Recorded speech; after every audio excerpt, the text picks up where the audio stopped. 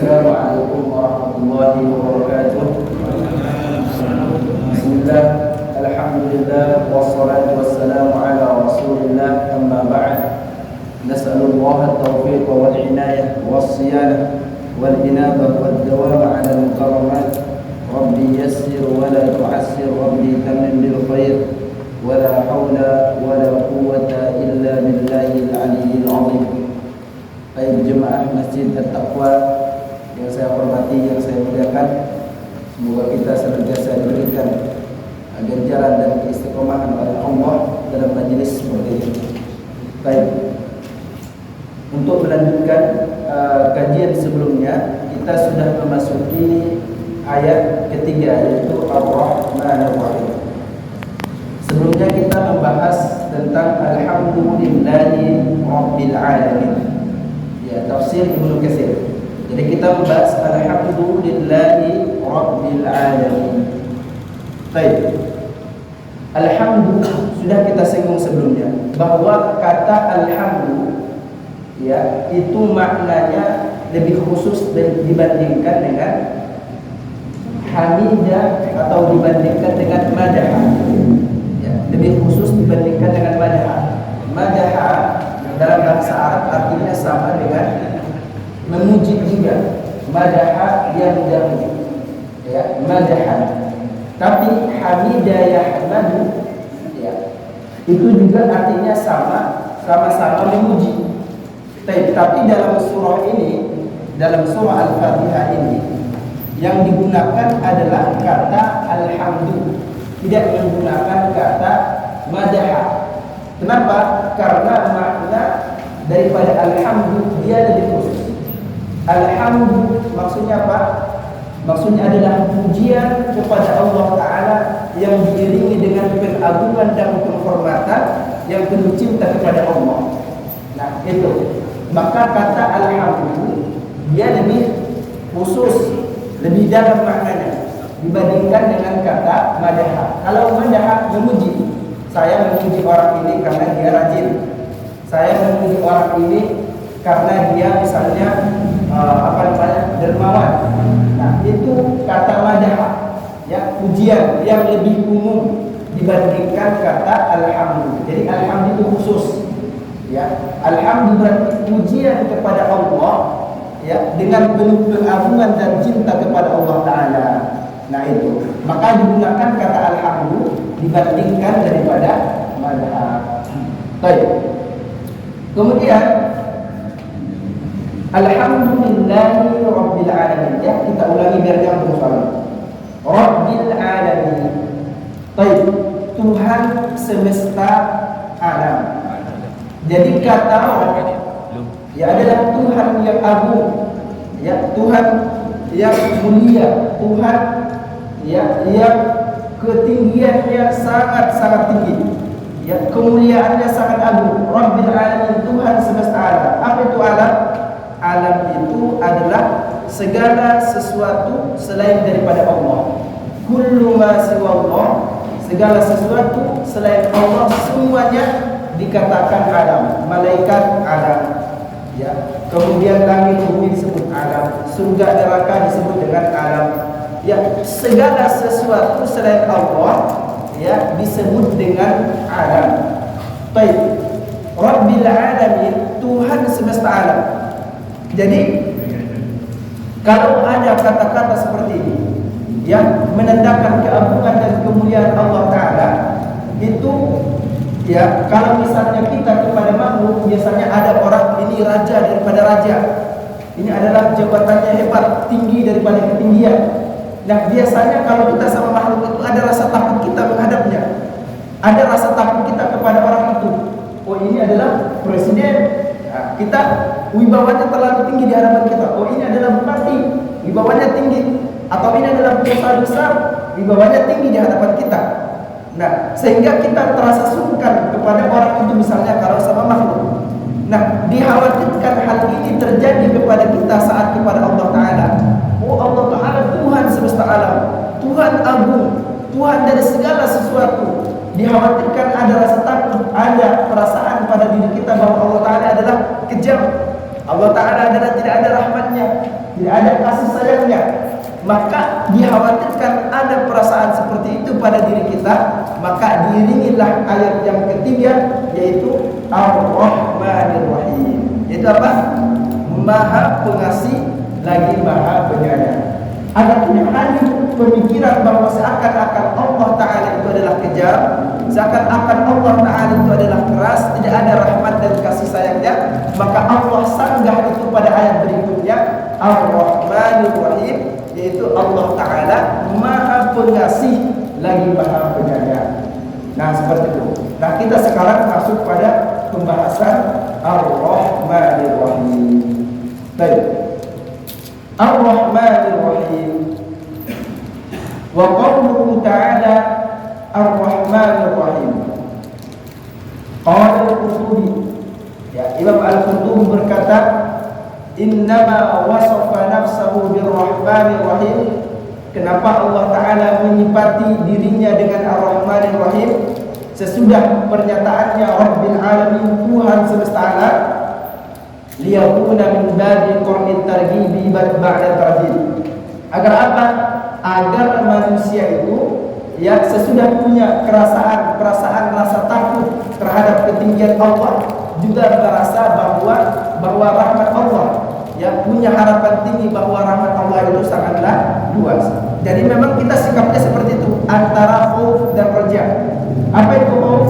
Yaitu rasa takut terhadap siksa daripada Allah Ta'ala, rasa takut terhadap neraka daripada Allah Ta'ala, rasa takut terhadap azab daripada Allah Ta'ala, ya, itu. Tetapi roja juga, roja itu apa? Sambil berharap juga akan rahmat dan keluasan kasih sayang Allah Ta'ala. Jadi jangan takut sampai kita menjadikan kita saking takutnya lupa kemudian beramal. Jangan sampai berharap terlalu tinggi bahwa Tuhan itu penyayang, Tuhan itu pengasih, Tuhan itu rahmat, tapi menjadikan kita juga saking berharapnya terhadap kasih sayang Allah, menjadikan kita apa? Menjadikan kita tidak mau beramal kepada Allah, gitu. Jadi kita harus ada di tengah-tengahnya, antara khauf dan roja, ya, takut terhadap siksanya Allah, takut terhadap azabnya Allah, tapi diiringi dengan roja, harapan yang tinggi kepada Allah Ta'ala. Ya, harus ada di tengah-tengahnya. Jangan ada orang terlalu berharap rahmat Allah Ta'ala luas, ya, rahmat Allah Ta'ala tinggi, sehingga ada orang satu kaum namanya kalau nggak salah kaum Murji'ah. Mereka mengatakan apa? La yadurru ma'al imani ma'siyatun. Kata mereka, kalau orang sudah iman, katanya tidak perlu lagi untuk melakukan amal ibadah lainnya. Kalau sudah melakukan maksiat kemudian tidak perlu untuk amal ibadah lainnya. Kenapa? Karena sudah ada iman, katanya. Itu terlalu tinggi rasa harapannya kepada Allah, terlalu tinggi rasa kasih sayang Allah, menganggap kasih sayang Allah Ta'ala itu terlalu luas sekali, tapi dia menyebabkan dia tidak mau lagi beramal, cukup beriman saja, katanya. Padahal dalam Al-Quran tidak cukup hanya iman. Alladzina amanu wa 'amilus sholihat. Orang yang beriman dan kemudian beramal solih. Tidak cukup hanya beriman saja, beriman tapi diiringi dengan amal solih. Nah, kaum yang tadi itu mereka punya keyakinan cukup beriman saja sudah selamat, kata mereka. Nah, tapi tidak menerapkan daripada anjuran ayat Al-Quran yang disampaikan oleh Allah Ta'ala. Nah, di sini letak kekeluarnya. Jadi kita harus ada di tengah-tengahnya, ya, di mana antara khauf dan roja, punya rasa takut terhadap Allah Ta'ala, ya, yang menjadikan kita untuk senantiasa berhati-hati dan senantiasa melakukan amal ibadah kepada Allah Ta'ala, ya, tapi juga punya rasa roja, yaitu punya harapan yang tinggi kepada Allah. Jangan sampai ketika kita melakukan kesalahan, melakukan maksiat, yang terjadi pada diri kita futur. Aneh, bagaimana mungkin saya diijabah oleh Allah Ta'ala doa saya? Bagaimana mungkin diampuni Allah doa saya? Bagaimana dosa saya? Bagaimana mungkin? Itu terlalu putus asa, ya, hilang rasa rahmatnya, hilang pandangan rahmatnya dalam dirinya. Allah Ta'ala mengatakan rahmati wasi'at kulla syai', rahmatku meliputi segala sesuatu. Ya, kemudian la taqnatu min rahmatillah, jangan kalian berputus asa daripada rahmat Allah. Wa la tayasu min rahmatillah, jangan kalian berputus asa daripada rahmat Allah. Nah, kita meskipun kadang terjatuh kepada kemaksiatan, meskipun terkadang terjatuh kelalaian, tapi kita harus menghadirkan harapan rahmat Allah Ta'ala kepada diri kita. Karena Allah yang mengatakan itu. Ya, Allah yang mengatakan itu. Jangan sampai kemudian ketika sudah berbuat maksiat, nah, pelaku kesalahan, kemudian berbuat dosa, yang terjadi pada diri kita adalah putus asa. Saya tidak mungkin diampuni Allah, saya tidak mungkin dimaafkan oleh Allah. Nah, itu sudah putus asa. Ya, maka kita simpulkan kembali bahwa kita sebagai seorang mukmin harus ada di tengah-tengah, yang menghadirkan rasa takut kepada Allah, tapi menciptakan rasa roja, harapan kepada Allah Ta'ala. Ya, kira-kira bisa nyambung nggak? Ya, nyambung nggak? Insya Allah ya, seperti itu. Baik, Ar-Rahmanir Rahim.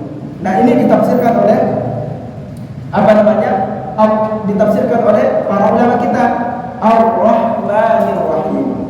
Baik, jika Allah Ta'ala, nah ini kama qala Ta'ala, Allah Ta'ala berfirman, Nabbi ibadi anni anal ghafurur rahim. Nabbi ibadi anni anal ghafurur rahim. Kabarkanlah kepada hambaku. Nah, ini loh, sampaikan. Coba kita perhatikan ibadi. Ya, Allah Ta'ala masih mengatakan ibadi, hambaku.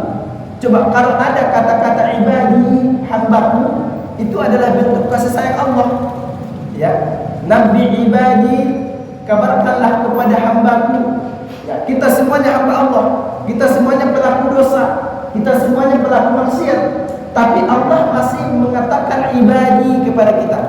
Kabarkanlah kepada hambaku, anni anal ghafurur rahim, bahwa aku benar-benar Maha Pengampun juga lagi Maha Penyayang. Nah, di sini inilah letak rahmat Allah Ta'ala. Makanya jika Allah Ta'ala punya rahmat yang luar biasa seperti ini, maka kita pun harus ada seperti itu. Ya, dalam hadis disebutkan Ar-Rahimuna yarhamuhumur Rahman, yarhamu man fil ardi yarhamkum man fis sama. Ya, orang-orang yang kemudian merahmati dan menyayangi apa yang dikasihi oleh Allah, maka irhamu man fil ardi, ya, kasihanilah apa yang ada di bumi, yarhamkum man fis samai, maka niscaya yang ada di langit akan menyayangi kalian. Para malaikat akan menyayangi kita jika kita menyayangi sesama makhluk. Ya, para malaikat akan menyayangi kita jika kita menyayangi sesama makhluk siapapun itu. Ya, maka di sini saya mengutip beberapa hadis. Di sini ada hadis daripada Abdullah bin Umar. Apa kata beliau? Anna Rasulullah sallallahu alaihi wasallam qala. Ya, Rasulullah sallallahu alaihi wasallam bersabda, "Uzibat imra'atun fi hirratin." Seorang perempuan diazab oleh Allah. Kenapa diazab? Ya, fi hirratin, karena kelakuannya pada seekor kucing. Sajanatha hatta mata. Ia mengurung kucing ini sampai kemudian mati. Pada kholak fiha nar, lalu kemudian ia masuk ke dalam neraka.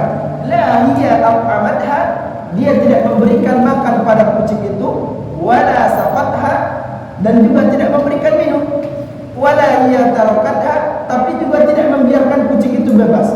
Ya, seperti itu. Nah, perempuan ini karena tidak punya kasih sayang, ya, kata Nabi, diazab oleh Allah Ta'ala. Diazab.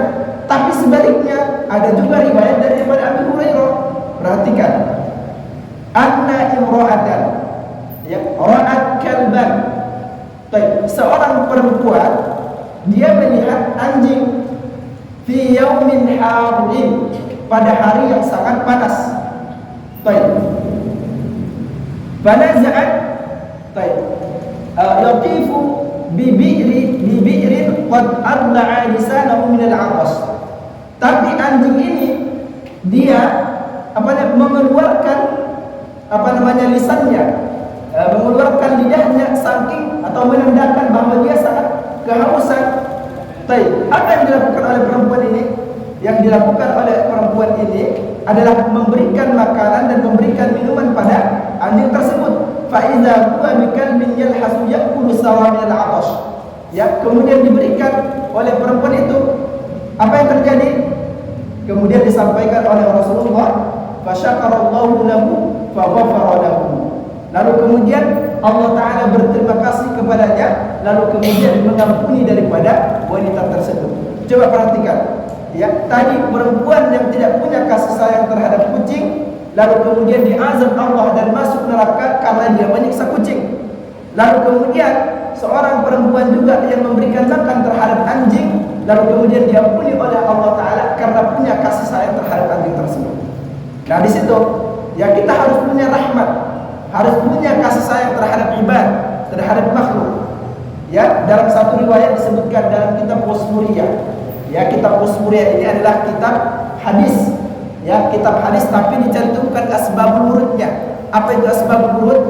Ya, dicantumkan dasar munculnya hadis itu. Kalau dalam Al-Quran disebutkan asbabun nuzul, yaitu sebab turunnya Al-Quran. Tapi kalau dalam hadis disebutkan apa? Asbabul wurud, yaitu sebab turunnya hadis. Nah, kitab Usmuriyah ini menjelaskan ini.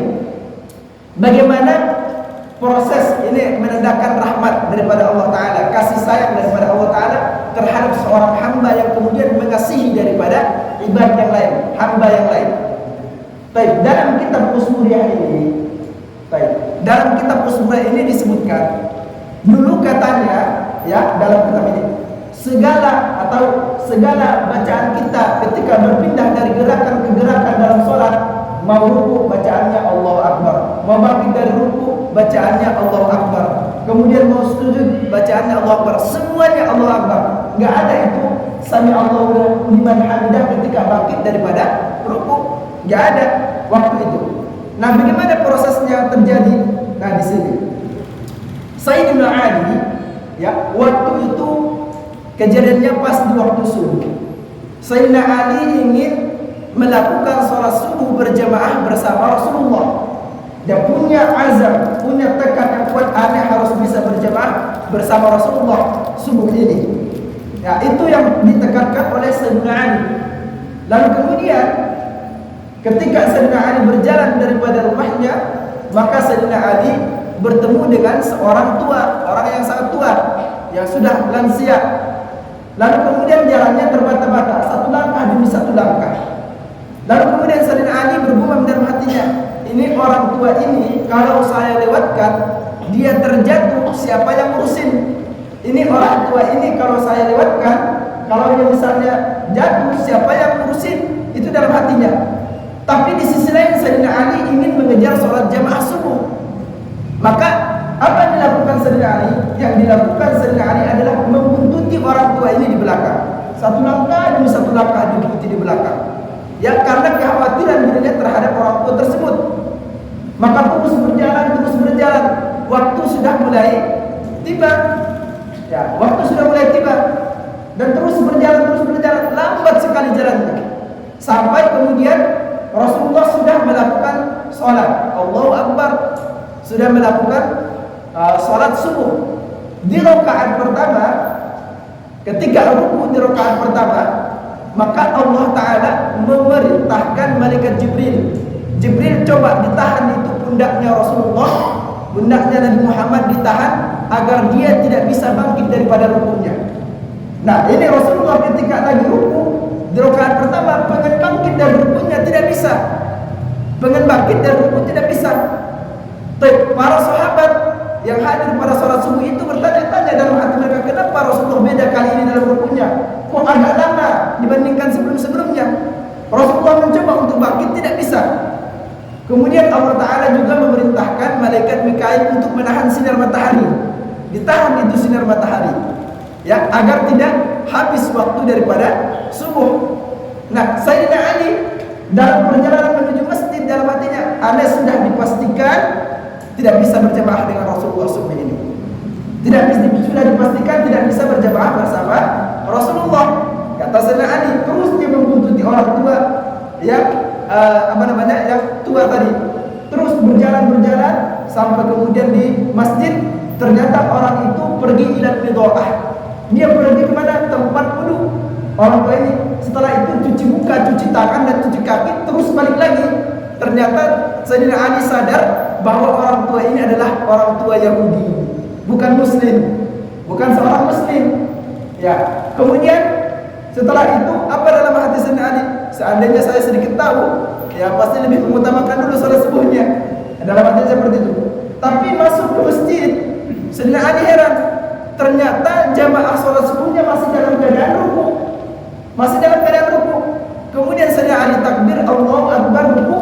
Lalu kemudian diperintahkanlah Jibril tadi untuk melepaskan. Diperintahkan Jibril untuk melepaskan sayapnya. Maka spontan Nabi Muhammad mengeluarkan kata Sami Allahu liman hamidah, bangkit daripada rukunya. Spontan mengucapkan Sami Allahu liman hamidah. Lalu kemudian juga matahari yang ditahan oleh malaikat Mikail dibebaskan kembali. Nah, setelah selesai sholat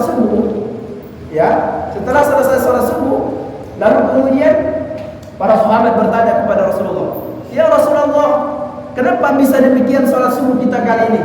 Di ruku rakaat pertama Anda memanjangkan ruku yang begitu panjang, tidak seperti biasanya." Rasulullah pada saat itu belum tahu jawabannya. Beliau belum tahu karena belum disampaikan oleh Jibril. Kemudian ditanya oleh para sahabat yang kedua kalinya. Rasulullah belum tahu juga.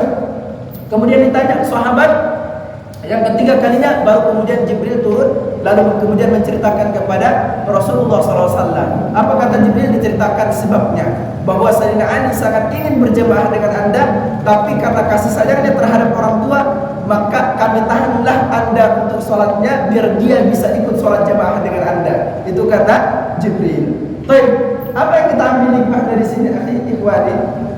Yang kita ambil adalah bagaimana Allah Ta'ala menyayangi Sayyidina Ali dengan kasih sayangnya terhadap terhadap hamba yang itu bukan muslim.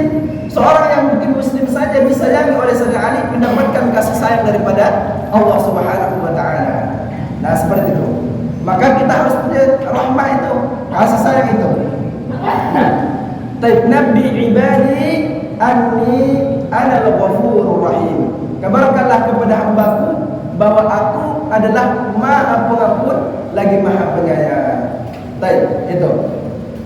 Kemudian selanjutnya adalah lafaz Ar-Rahmanir Rahim Maliki Yaumiddin. Nah, kita baca dulu hadis ini. Wa fi sahih Muslim an Abi Hurairah qala Rasulullah sallallahu alaihi wasallam, "Law ya'lamu al-mu'minu ma 'inda Allah min al-'uqubah ma qami'a fi jannatihi ahad." Seandainya seorang mukmin mengetahui siksa yang ada pada Allah, yang ada pada sisi Allah, maka tidak ada seorang pun yang tamak terhadap surganya Allah. Tidak ada seorang pun yang tamak terhadap surganya Allah. Karena dia tahu ada hukuman atau siksa daripada Allah Ta'ala. Tapi walau ya'lamul kafiru ma 'inda Allah min ar-rahmah ma qanita min rahmatihi ahadun. Seandainya orang kafir dia tahu rahmat dan kasih sayang Allah Ta'ala itu begitu luas, maka orang kafir ini tidak akan pernah berputus asa daripada rahmat Allah Ta'ala. Begitu juga dengan pelaku dosa. Seandainya orang pelaku dosa itu menyadari bahwa rahmat Allah Ta'ala begitu luas, maka tidak akan pernah berputus asa daripada rahmat Allah Ta'ala.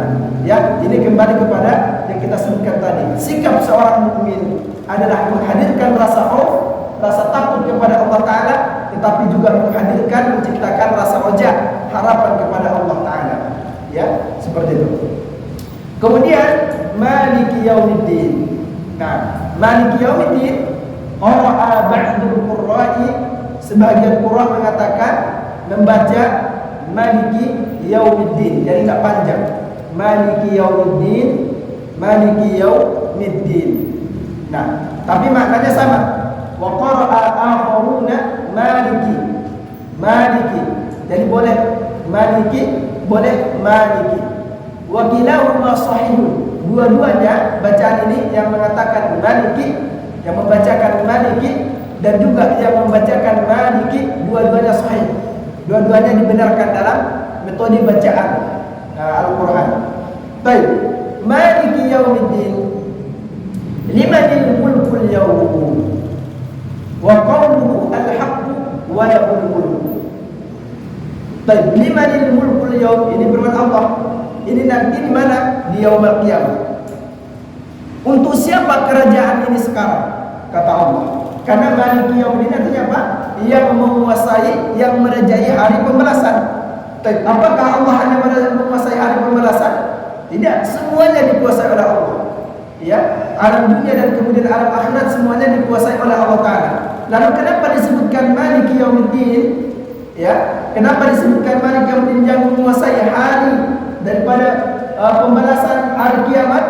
Nah, di sini nanti Allah akan bertanya, limanil mulkul yaum? Untuk siapa kerajaan ini?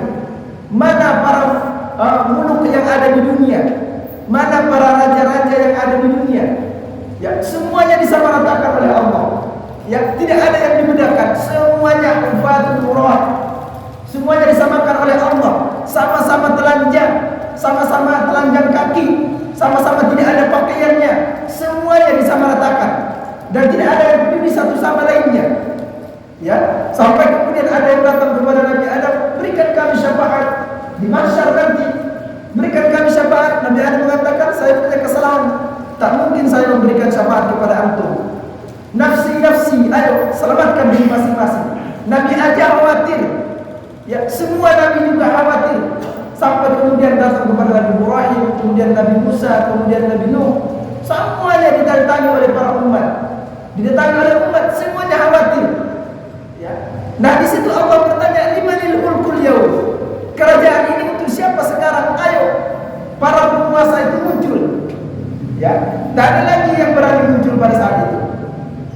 Kemuliaan kerajaan hanya pada Allah Ta'ala, disamaratakan oleh Allah. Sampai nanti kemudian mereka atau umat mendatangi Nabi Muhammad SAW. Lalu kemudian Nabi Muhammad mengatakan, ana laha, biarkan saya yang memberikan syafaat itu. Syafaat umat, ya, pertolongan daripada Rasulullah SAW. Maka ini kita harus balas ikhwani, kita harus balas Bapak Ibu semua jasa daripada Rasulullah. Rasulullah tidak ada yang beliau berikan kecuali kita, umatnya. Rasulullah kecintaannya terhadap umatnya melebihi daripada kecintaannya kepada dirinya sendiri. Maka kita pantas mencintai Rasulullah melebihi daripada diri kita. Coba ketika dalam tafsir surah Ad-Duha pada ayat wala sawfa yu'tika rabbuka fatarda. Ini apa artinya? Tuhanmu, hai Muhammad, Tuhanmu bakalan memberikan nikmat kepada Anda sampai Anda puas. Itu kata Allah. Nah, nanti ketika ada momen permintaan doa kepada Allah, permintaan hajat kepada Allah, yang beliau hadirkan dalam dirinya adalah umatnya. Ini kata Allah Ta'ala, wala sawfa yu'tika rabbuka fatarda. Tuhanmu akan memberikan nikmat kepada Anda sampai Anda puas. Kemudian apa jawab Rasulullah? Jawab Rasulullah, izan la arda wa wahidun min ummati finnar. Itu kata Rasulullah. Kalau begitu ya Allah, saya tidak akan puas satu pun umatku masuk neraka. Ajib. Ajib. Nah, ketika Allah Ta'ala mengatakan wala sawfa yu'tika rabbuka fatarda, ya, ketika Allah Ta'ala mengatakan Tuhan akan memberikan nikmat kepadamu sehingga engkau puas, benar-benar puas, kata Allah. Kata Allah sawfa, lam di sini apa? Itu adalah penguat taukid, fungsinya taukid. Yu'tika rabbuka fatarda. Tuhan bakal memberikan nikmat kepadamu sampai engkau puas, engkau ridho. Baik. Tapi yang hadir pada diri Nabi, pada pemikiran Nabi adalah umatnya. Kalau begitu ya Allah, idzan la arda wa wahidun min ummati finnar. Kalau begitu saya tidak ridho satu pun umatku masuk neraka. Ajib atau tidak? Ajib. Ya. Dan seperti itu, Pak. Maka kita harus hadirkan itu Rasulullah dalam diri kita. Hadirkan. Jangan pernah hari-hari kita kosong daripada mengingat Rasulullah SAW. Suatu ketika ada seorang ulama ditanya, bagaimana kita membedakan orang yang celaka, yang sengsara nanti di yaumul qiyamah dengan orang yang tidak sengsara? Baik, dijawab oleh ulama ini, yaitu dengan sholawat kepada Nabi. Kenapa bisa? Karena gini, Inna Allaha wa malaikatahu yusholluna 'alan nabi. Sesungguhnya Allah dan para malaikatnya bersolawat kepada Nabi. Nah, ini Allah dan para malaikat bersolawat kepada Nabi. Nah, orang-orang yang bersolawat kepada Nabi, maka mereka berarti satu barisan dengan Allah dan satu barisan dengan para malaikat. Dan orang yang berselawat kepada Nabi, berarti kalau orang yang sudah bersama satu barisan dengan Allah dan satu barisan dengan para malaikat, maka mereka itu tidak akan mungkin sengsara. Maka orang yang selawat kepada Nabi tidak akan mungkin sengsara nanti di yaumul kiamat. Nah, itu katanya. Jadi dengan berselawat kepada Nabi bisa membedakan orang yang kemudian sengsara nanti di yaumul kiamat atau kemudian tidak. Ini menurut ulama yang tadi. Ya, karena kenapa? Karena Allah memuji.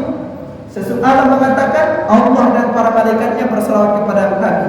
Dan tidak akan mungkin dimasukkan ke golongan orang yang sengsara, orang-orang yang berselawat kepada Nabi, tidak akan mungkin. Karena Allah dan para malaikatnya satu barisan dalam hal ini. Dan tentu orang yang berselawat kepada Nabi digolongkan pada barisan Allah dan Rasulnya, barisan Allah dan para malaikatnya yang berselawat kepada Nabi. Nah, seperti itu. Maka begitu agungnya dalam berselawat kepada Rasulullah SAW. Nah, begitu aja. Tapi masih ada waktu. Nah, berapa? 10 menit lagi. Baik. Baik, limanil mulkul yaum. Nah, seperti itu. Yang di dalam Al-Quran ada beberapa ayat yang kemudian kita lihat kata menggunakan maliki, yang kita lihat kadang menggunakan maliki. Ya, dalam ayat qul a'udzu birabbin nas, malikin nas, gitu. Allahu Akbar. Baik, seperti itu. Kemudian kita masuk pada ayat. Oh betul, kita baca ini dulu. Wa takhsisul mulki bi yaumiddin la yanfihi amma adahu. Ya, mengkhususkan kata mulk, yaitu kata penguasaan pada yaumiddin, pada hari pembalasan, la yanfihi amma adahu, tidak menafikan pada selainnya. Itu yang sudah kita sampaikan tadi, bahwa kata Allah dalam Malik Yaumiddin yang menguasai hari pembalasan bukan artinya Allah tidak menguasai ketika di dunia, tidak. Ya, tapi Allah menguasai dua-duanya, dua alam dunia dan alam ukhra. Li'annahu qad taqaddama al-ikhbaru bi annahu rabbil alamin. Sebab sudah lebih awal disampaikan bahwa Allah Ta'ala Tuhan daripada semesta alam. Jadi Allah sudah sampaikan, sudah disampaikan oleh Allah bahwa Allah menguasai daripada alam ini. Yang sudah kita sampaikan makna alam adalah selain daripada Allah, alam langit dan alam bumi, kemudian alam akhirat dan alam dunia. Ya, semuanya dikuasai oleh Allah. Wa dzalika 'amun fid dunya wal akhirah. Dan ini adalah umum ketika di dunia dan di akhirat. Wa inna ma udifa ila yaumiddin. Kenapa dihubungkan, diidofahkan kepada yaumiddin? Kata Maliki yaumiddin, kenapa dihubungkan kepada yaumiddin? Li'annahu la yadda'i ahadun hunalika syai'an. Sebab nanti di yaumul qiyamah tidak ada seorang pun yang ngaku-ngaku lagi saya kayak gini, saya kayak gini, saya gini. Enggak ada lagi yang ngaku-ngaku. Saya bupati, enggak ada lagi yang kayak gitu. Saya bos ini, enggak ada lagi yang kayak gitu. Semuanya disamaratakan Allah. Ya, makanya itu maksudnya Allah Ta'ala di yaumul qiyamah hanya Allah yang mengatakan limanil mulkul yaum. Hanya Allah yang mengatakan ana dayyan, ya, ana malik, sayalah raja sesungguhnya. Hanya Allah yang mengatakan itu nanti yaumul qiyamah. Dan tidak ada yang maju sedikit pun, satu orang pun tidak ada yang maju. Aneh, saya tidak ada lagi. Hilang semua sifat ananiyah itu. Hilang semuanya sifat kesaya-sayaan. Ya, hilang semuanya sifat itu. Kenapa hilang? Karena mengkhawatirkan diri masing-masing. Tidak ada lagi yang jumawa di situ. Ya, semuanya pada khawatir. Nah, baik, Allah yang mengatakan hanya semata Allah. Ana dayyan, ana al-malik, sayalah raja, ya, sayalah penguasai hari ini. Allah yang menampakkan sisi kekuasaannya. Allah yang berhak sombong di situ. Ya, semua kita manusia tidak ada lagi apa-apanya. Baik. Li'annahu la yadda'i ahadun hunalika syai'an. Sebab tidak ada seorang pun nanti di sana yang mengaku-ngaku lagi, yang mengaku-ngaku tak ada lagi. Wa la yatakallamu ahadun illa biiznihi. Dan tidak ada pun seorang pun yang berani berbicara kecuali tanpa izinnya. Gak ada yang berani berbicara pada hari itu. Tak ada seorang pun yang berani bicara. Sampai kemudian siapa yang berani? Rasulullah. Rasulullah yang berani, sampai Rasulullah mengatakan, adalah biarkan saya memberikan syafaat atas izin daripada Allah Ta'ala. Semuanya pada ketakutan. Nah, baik, kama qala ta'ala, yauma yaqumu ar-ruhu wal malaikatu shaffa. Baik, pada hari di mana ar-ruh, apa itu ruh? Malaikat Jibril. Wal malaikatu shaffa, dan juga para malaikat. Mereka semuanya satu barisan. La yatakallamuna illa man adina lahu ar-rahman wa qala shawaba. Mereka tidak berbicara. Nah, illa man adina lahu ar-rahman, kecuali Allah mengizinkan. Kecuali Allah mengizinkan. Nah, Masya Allah, Masya Allah. Wa khashi'atil aswatu lirrahman, semuanya khusyuk, semuanya terdiam, fokus sama Allah Ta'ala. Wala tasma'u illa hamsa, yawma ya'ti la takallamu nafsun illa bi'izni. Semua makna sama, semuanya makna sama. Faminhum syaqiyyun wa sa'idun, di antara mereka ada yang celaka dan di antara mereka ada yang bahagia. Nah ini yang tadi kata Allah Ta'ala, wa fi sahihain, ya, dalam Sahih Bukhari dan Muslim, an Abi Hurairah, daripada Abi Hurairah radhiyallahu anhu, an Rasulullah sallallahu alaihi wasallam, qala yabni Allahu al-ardha wa yabni as-samaa'a bi yaminihi. Ketika Allah Ta'ala menggenggam bumi dan kemudian melipat langit bi yaminihi dengan kekuasaannya, summa yaqul, kemudian Allah Ta'ala mengatakan, apa kata Allah? Ini sudah kita sampaikan tadi. Ana muluk, sayalah raja. Aina mulukul ardi, di manakah raja-raja bumi? Aina al-jabbarun, di manakah orang-orang yang sombong ketika di bumi? Aina al-mutakabbirun, di manakah orang-orang yang takabbur? Ini Allah kembalikan kepada kita. Ya, Allah kembalikan. Ya, Allah kembalikan kepada kita akan kesombongan diri kita. Allah kembalikan kepada kita akan ketakabburan daripada diri kita. Nah, di sini maka semuanya tertunduk. Hanya Allah yang bisa menempatkan kekuasaannya. Al-muluk, aina mulukul ardi, aina al-jabbarun, aina al-mutakabbirun. Ya, tidak ada lagi. Nah, ini mengajarkan kita apa?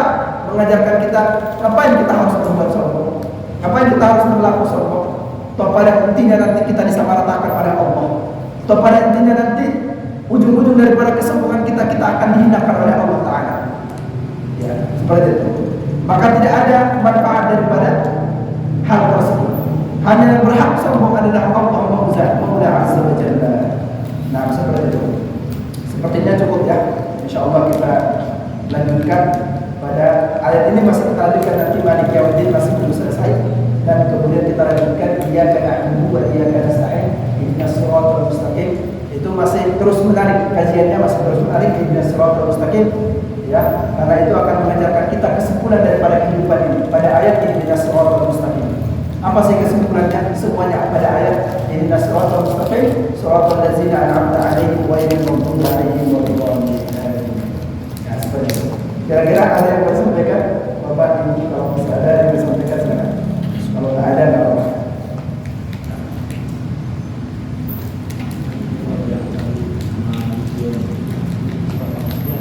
Ya, tidak apa-apa. Panjangkan Malik Yaumiddin dengan Malik Yaumiddin, tidak apa-apa. Itu perbedaannya. Kalau disurahkan dipanjangkan itu ada kelanjutan.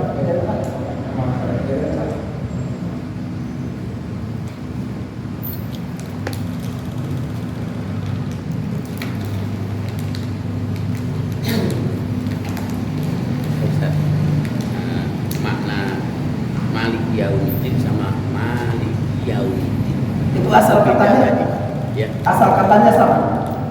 Asal katanya sama. Jadi sama-sama dari kata milik, yaitu artinya menguasai, merajai. Jadi kalau secara makna tidak ada bedanya antara Malik Yaumiddin dengan Malik Yaumiddin, tidak ada makna. Cuma secara bacaan aja. Satu pakai mat, satunya tidak mat. Cuma itu aja. Allah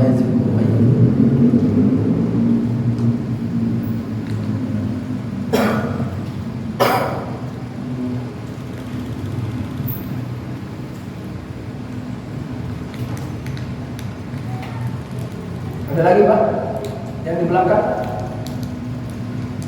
Tak ada kan? Insya Allah. Mohon maaf ya kalau terlalu cepat lagi. Pas.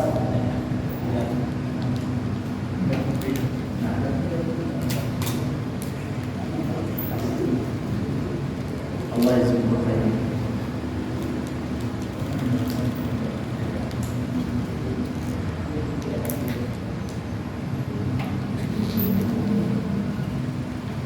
Tidak ada pertanyaan Pak.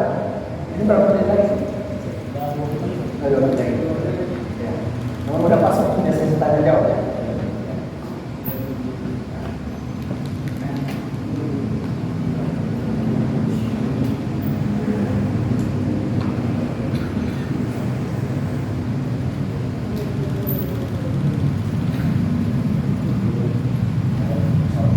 Baik, kalau gitu kalau ada kita tutup dengan doa kafaratul majlis. Subhanallah.